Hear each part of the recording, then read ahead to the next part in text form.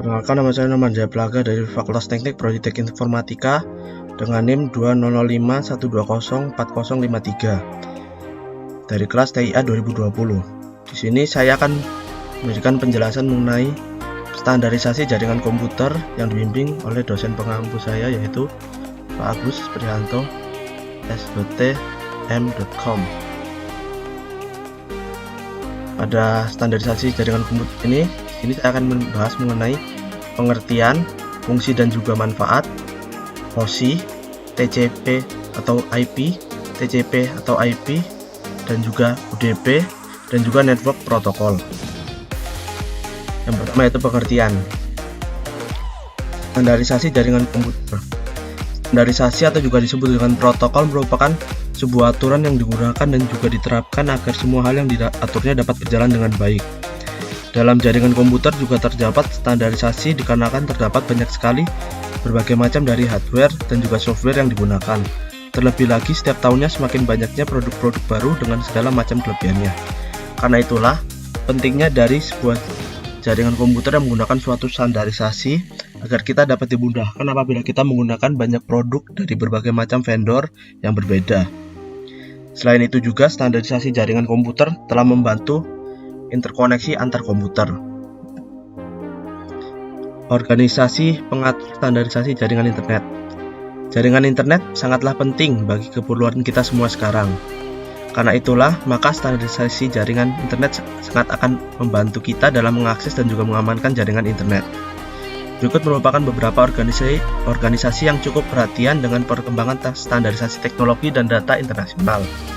Yang pertama yaitu ada American National Standard Institute, yaitu ANSI.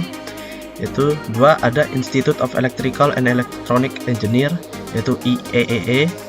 Yang ketiga itu ada International Telecommunication Union Telecommunication Standard Section, yaitu ITUT. Dan juga yang keempat yaitu ada International Standard Organization atau juga disebut ISO. Yang kelima ada Electronic Industries Association, yaitu EIA. Sedangkan suatu badan organisasi formal yang mengawasi standarisasi jaringan internet adalah Internet Research Task Force, yaitu IRTF, dan Internet Engineering Task Force, IEFT. 2. Fungsi dan juga manfaat.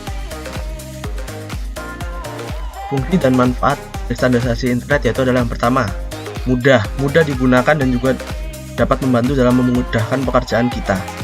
Kedua, aman digunakan oleh kita dan juga akan menjaga data-data yang akan kita kirim. 3. Teratur, dapat digunakan secara cepat dan juga teratur dalam penggunaannya agar dapat mengatur jalannya data agar tidak error. Lalu yang keempat yaitu global, yaitu memudahkan komunikasi satu dengan lainnya dalam jangka global. 3. OSI. Definisi OSI. OSI atau juga disebut dengan Open System Interconnection merupakan sebuah model arsitektural jaringan yang telah dikembangkan oleh ISO, International Organization for Standardization, pada 1977. OSI tersendiri terdiri dari OSI 7 layers model, yang berarti OSI ini punya 7 layer. OSI ini juga merupakan salah satu dari standarisasi komunikasi yang pernah diterapkan pada jaringan komputer. Berikut ini merupakan 7 buah layer yang dimiliki oleh OSI layer. Yang pertama adalah application layer, yang ini adalah lapisan ke-7, presentation layer lapisan ke-6, session layer lapisan ke-5, network layer lapisan ke-3, data link layer lapisan ke-2, physical layer lapisan ke-1. Tujuan penggunaan OSI adalah untuk menjembatani proses komunikasi data melalui kerangka logika yang terstruktur. Berikut ini merupakan gambar dari model OSI model.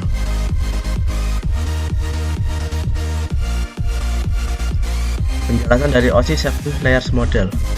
Yang pertama yaitu adalah pada application layer ini merupakan pusat terjadinya interaksi antara end user dengan aplikasi yang bekerja dalam sebuah jaringan, dan juga mengatur bagaimana aplikasi dapat mengakses jaringan, membuat pesan-pesan kesalahan, dan juga pada application layer ini terdapat protokol, yaitu adalah protokol HTTP, SMTP, dan FTP.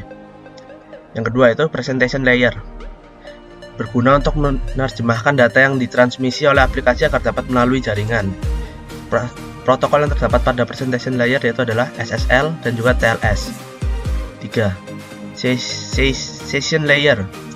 Session layer ini mendefinisikan bagaimana koneksi dapat dibuat, dipelihara, dan juga dihancurkan, dan juga bertanggung jawab untuk sinkronisasi antara pertukaran data antar komputer. Protokol yang ada pada layer sini yaitu adalah NFS, SMB, dan juga RTP.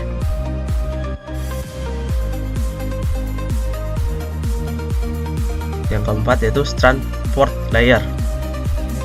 Ini berfungsi untuk memecah data dalam paket-paket data dan juga mengurutkannya, lalu membuat sebuah tanda bahwa paket data telah diterima dengan baik.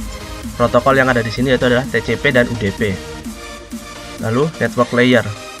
Ini berfungsi untuk mendefinisikan alamat-alamat IP dan juga membuat header paket dan melakukan routing dengan router dan switch. IP address dan routers ada pada layer sini.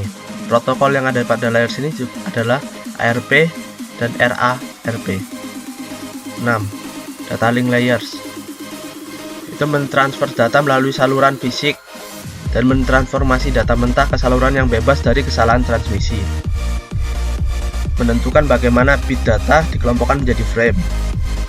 Switches dan MAC address ada pada layer ini, dan protokol yang ada di layer ini adalah PPP dan SLIP. 7. Physical layer, yaitu mendefinisikan media transmisi jaringan, yaitu kabel dan hubs. Yang keempat yaitu TCP IP. TCP IP ini merupakan singkatan dari Transmission Control Protocol Internet Protocol, yang berarti standar komunikasi data yang digunakan dalam proses tukar-menukar data dalam satu komputer ke komputer lain dalam jaringan internet. Protokol ini tidak dapat berdiri sendiri dikarenakan merupakan kumpulan protokol. Berikut ini merupakan konsep layer dari TCP IP. Yang pertama itu ada application, merupakan lapisan keempat, transport, lapisan ketiga, network, lapisan kedua, dan juga network access, yaitu lapisan pertama. Tujuan dari penggunaan TCP IP pada jaringan juga dapat berupa remote login. TCP IP layer model, yaitu pada network access itu merupakan gabungan dari network, data link, dan juga physical layer. Protokol yang ada pada sini yaitu adalah frame relay, PPP pada WAN, dan juga Ethernet pada LAN. Lalu yang kedua yaitu ada network, di mana network ini bertanggung jawab dalam pengalamatan dan enkapsulasi paket jaringan pada data jaringan. Protokolnya itu adalah IP, ARP, ICMP, dan IGMP. Yang ketiga itu adalah transport, yang dimana transport ini membentuk sambungan antara host dan juga penerima dan pengirim. Protokol yang ada pada ini yaitu adalah TCP dan UDP. Yang terakhir itu adalah application, dimana aplikasi ini melayani permintaan data aplikasi. Protokol yang ada pada aplikasi ini adalah Telnet, FTP, DNS, NFS, dan juga HTTP. Persamaan OSI dan TCP IP.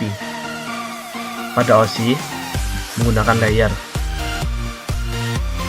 lalu memiliki application layer, memiliki transport layer dan network layer, dan menggunakan pengiriman paket data secara packet switches agar mencapai tempat tujuan. Perbedaan OSI dan TCP IP. Pada OSI memiliki 3 layer yang berkaitan dengan aplikasi, sedangkan pada TCP atau IP hanya memiliki 1 layer. Lalu yang kedua adalah proses komunikasi data pada OSI dilakukan di dalam jaringan dikerjakan secara fisikal dan dimodelkan pada 2 layer. Sedangkan pada TCP IP, komunikasi data dilakukan di dalam jaringan yang dimodelkan pada 1 layer saja.